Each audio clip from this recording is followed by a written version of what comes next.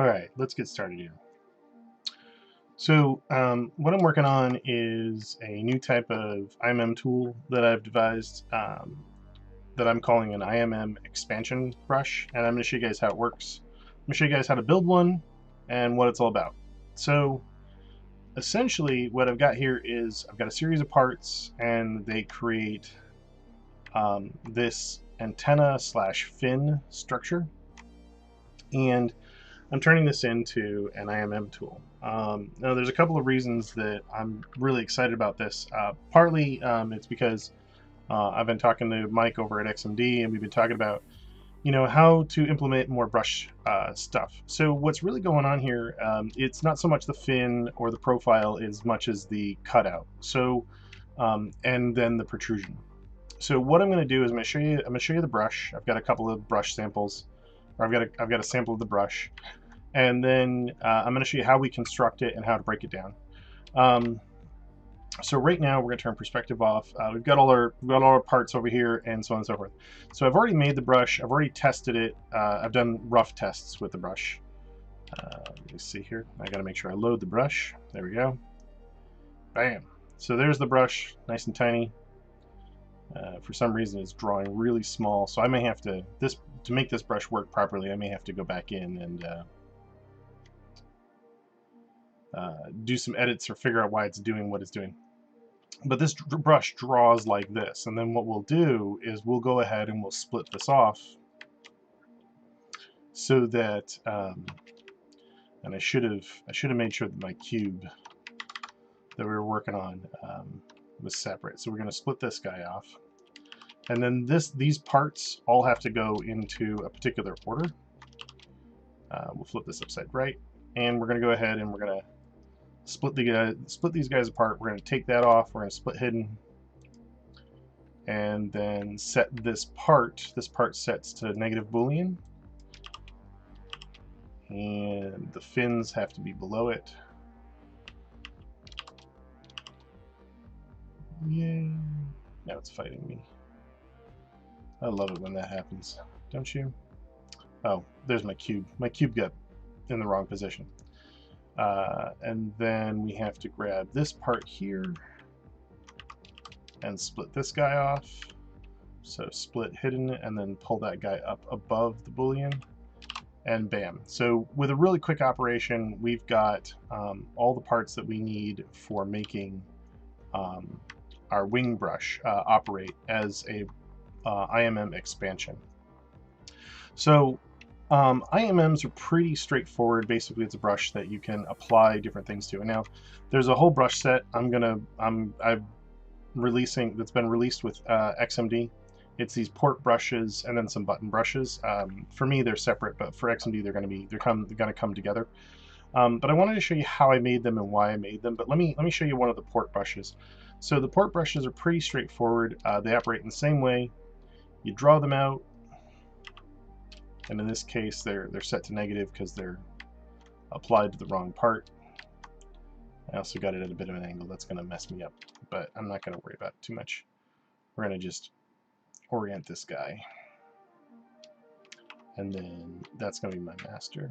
So split hidden. There we go.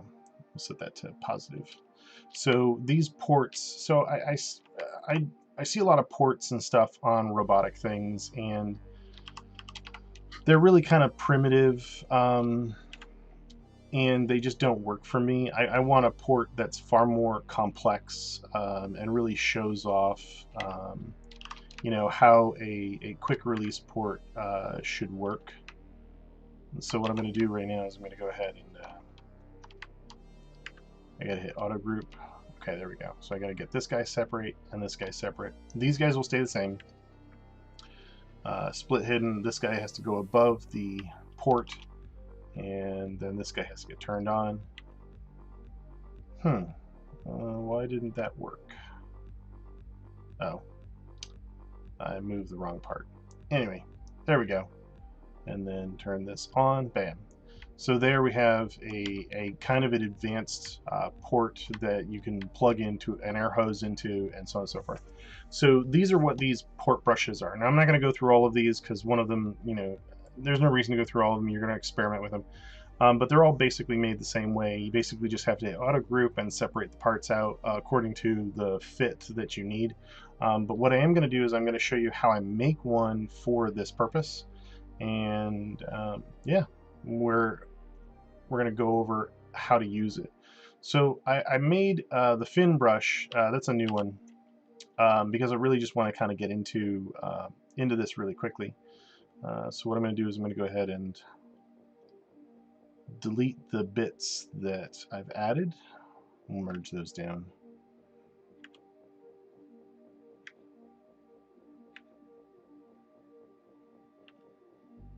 There we go. One more, and then delete. There we go. All right. So this is how this is built. So if I go ahead and turn off live boolean, you can see the cutaways for it. And if I turn on transpose, you can see the different parts. So what I have here, if I turn off the block, by the way, the block is just a ground, if you will. So if I turn that off and I thumb through the parts, we've got one of the cores, we've got the main cutaway, we've got a little button stop in there, that's that guy over there. We've got the pivot, and then we've got the fringe for the wing, or for the antenna, and then the antenna itself is the last component. And that one's a merge component, but when you draw the brush out, it's not going to be. And it ends up looking like, when you have it, it ends up looking like this. And you have to figure out which parts need to be smooth and which parts don't. The only one that really shouldn't be smooth is the cutaway. All the others should be smooth. And then when you apply it, you should get a result that looks like, come on now. There we go. I gotta turn off transparency. You get a result that's like this one. Okay, so these guys have been drawn on here. And now I have to separate them out in the order that I need them to be in. So I'm going to make that guy, I'm going to split that guy off, and he needs to go atop. That needs to be positive, that's a negative. There we go.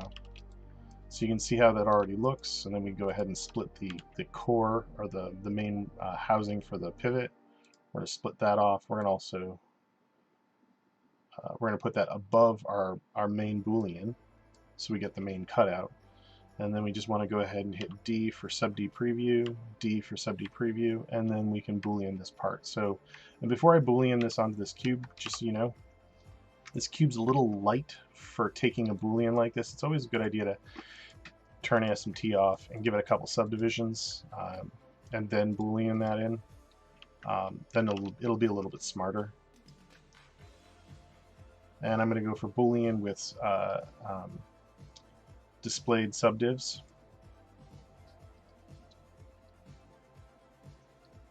And it's going to smash them together.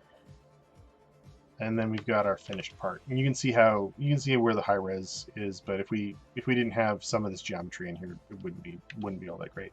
We can hit auto group and just make sure that we don't have any floaters, and then those parts are ready to go. So again, same thing with these ports. I think now is a good time. We'll go through the ports. We'll add those to this. So we'll put this guy in a folder. We'll go ahead and we'll grab this square port. We'll smash that in here. We'll put that in line with the other ones. It's a little small at the moment. Make that a little bit bigger. Get that oriented a little bit better.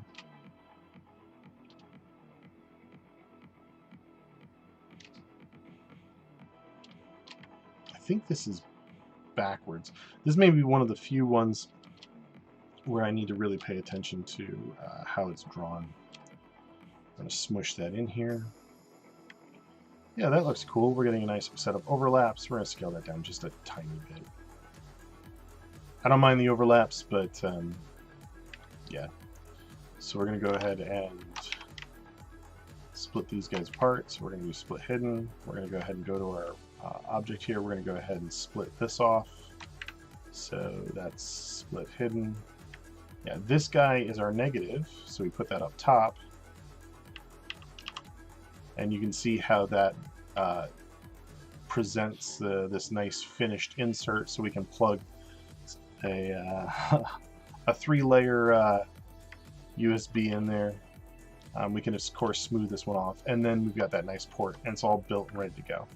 All of these port brushes are built like this. You basically draw them on, You turn on your transpose gizmo, you orient them, you give them the pitch that you want to get them into, and then you take them apart.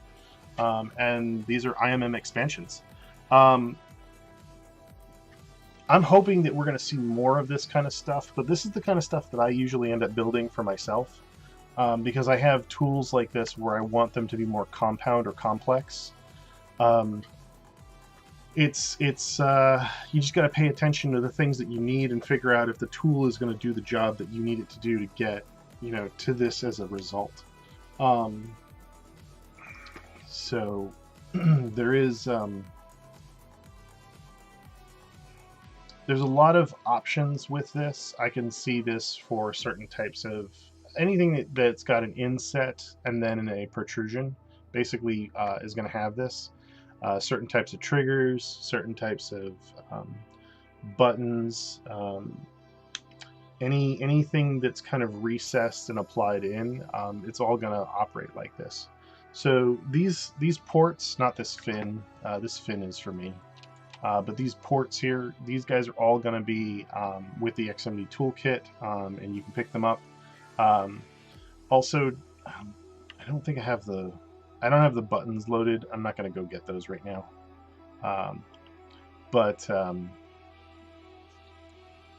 Yeah, that's the buttons are are just a negative boolean for the most part, and they're just they're supposed to be like little rubber buttons.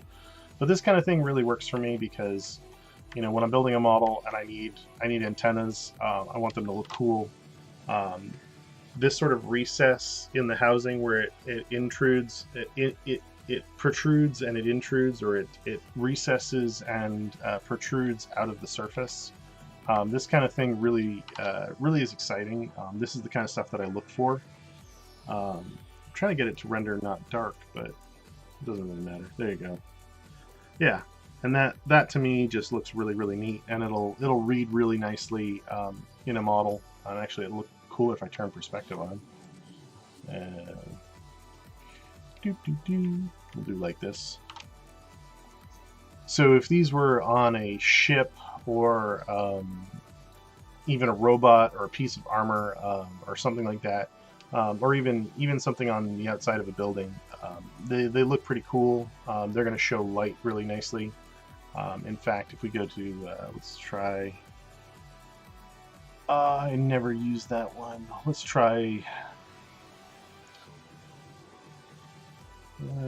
something a little bit more specularity. I'll do this one here. But yeah, this kind of stuff really isn't really all that hard. It's pretty straightforward stuff. You just have to think about it and figure out, you know, what works for you, what results you're going for. What I love about doing this one here is that if you look closely, you can see this little highlight. That's what that bumper is there for. It's to give you that extra little highlight. And same thing with these rings. So if we were doing this in metal, that's the perfect thing to catch light. It reminds me of the universal greebly, which is why I threw it in. If you guys don't know what the universal greebly is, it's something you should probably look up. It's in every Star Wars model that's ever been made.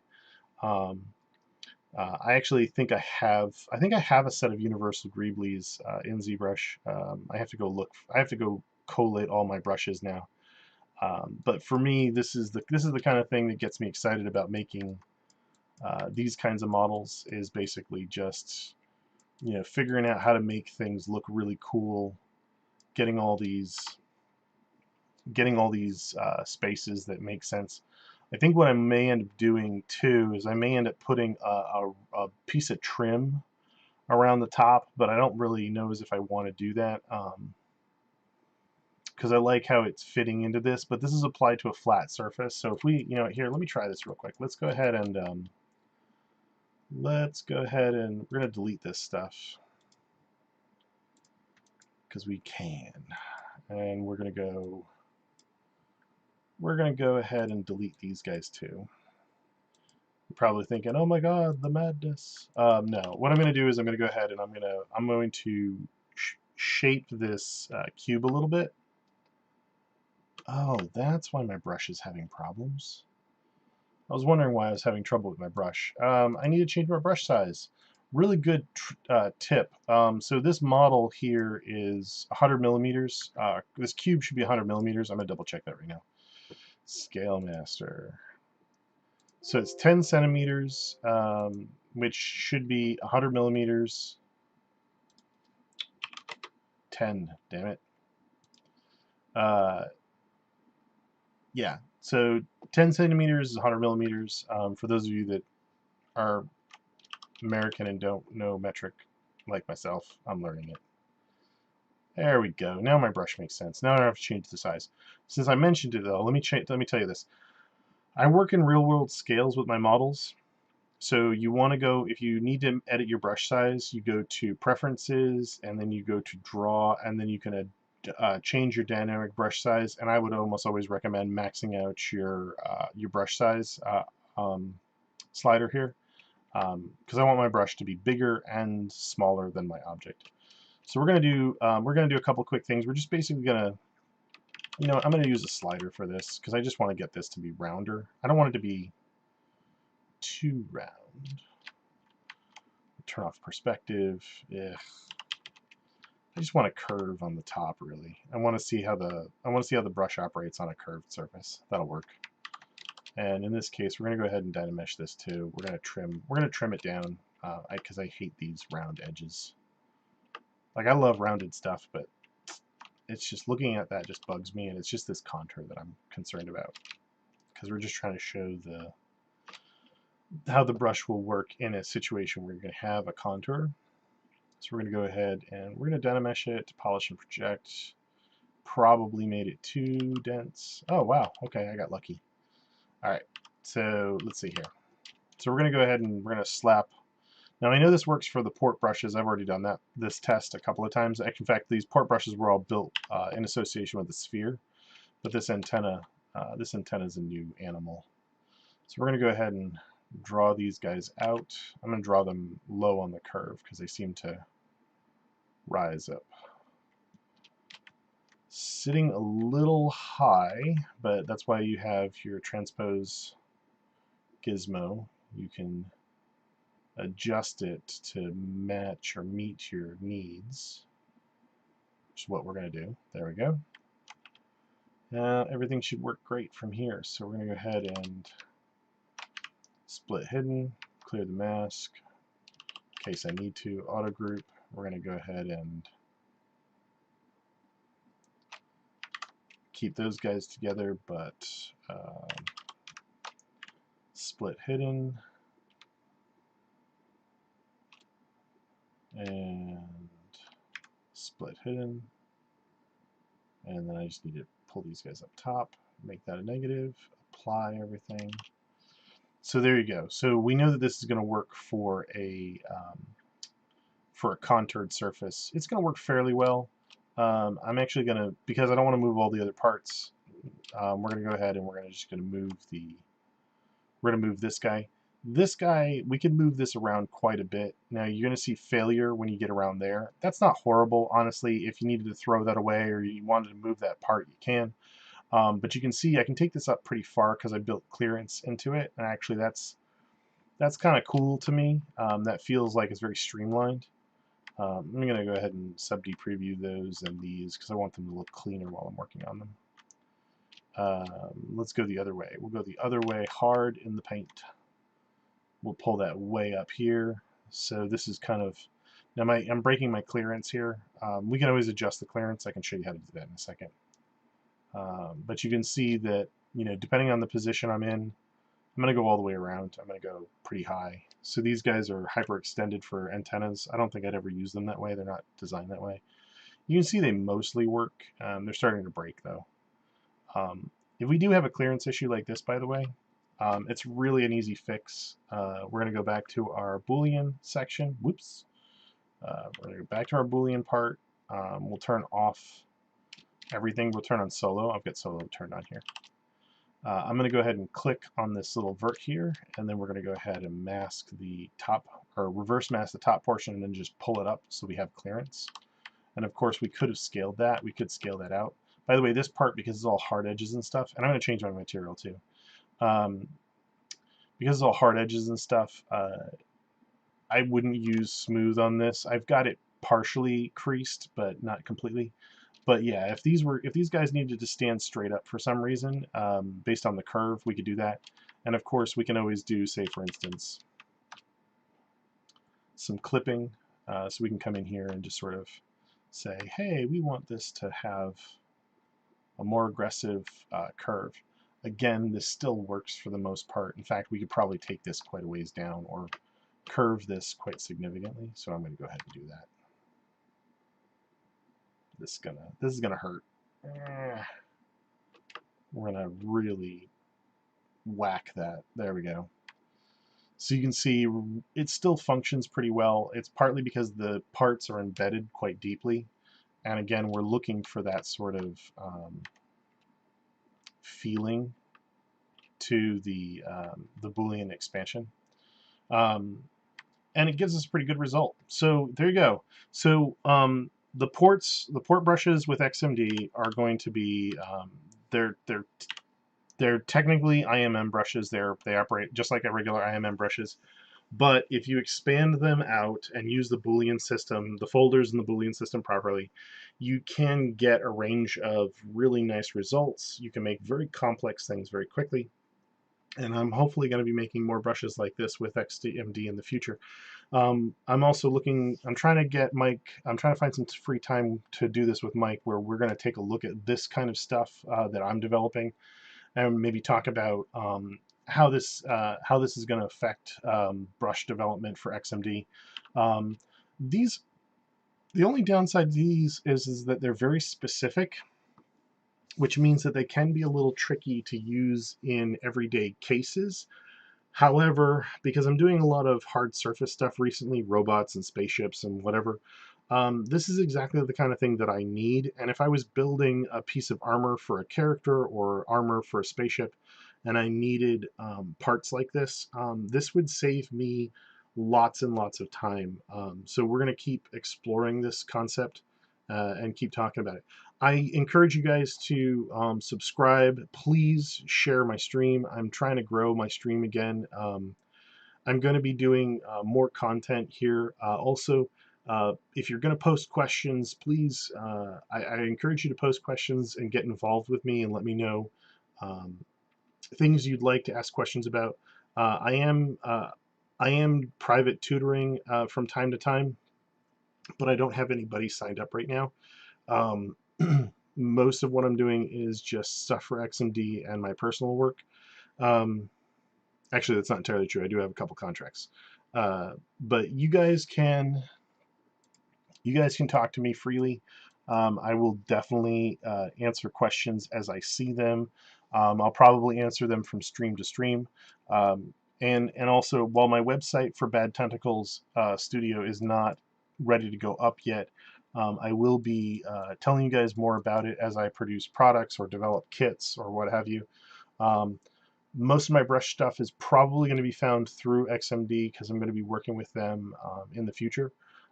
So if you guys need something special and you don't know how to make it, you can make special requests. I cannot promise you I will make you a brush, but that doesn't mean I won't attempt to if there is time.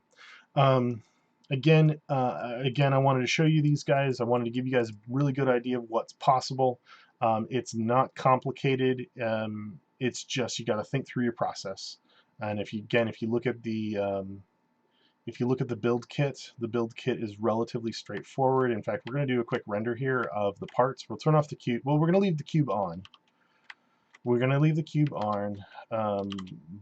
we're going to go ahead and turn on our poly frame and see if we can render this and show the different polygroups here, or the different objects. And hopefully what you'll see is, there we go. So there is a polygroup difference here, but that's not accurate. So you've got the cutout, that's the pink or the salmon. You've got another pink here for the main shell. The fin is made of 1, 2, 3, 4, these guys up here. It's made of a number of pieces. And then the button, I mean, it's not complicated, but it looks cool, looks wicked cool, and I can make a lot of things like this. I'm actually thinking about a couple of other fins or antennas that I might want to make for my own work. So yeah, um, I want to thank you guys for checking this video out. And if you have, I already said the thing about the questions. Um, please feel free to get in touch if you need anything. All right. And check out the other videos. I'm going to be hopefully doing more work with Ed Bradley too, the prototype painter. He paints prototype toys. And yeah, hopefully we'll be having some other people on who do other projects like this. So again, subscribe, contribute, share, and I really do appreciate any support I can get. Thank you.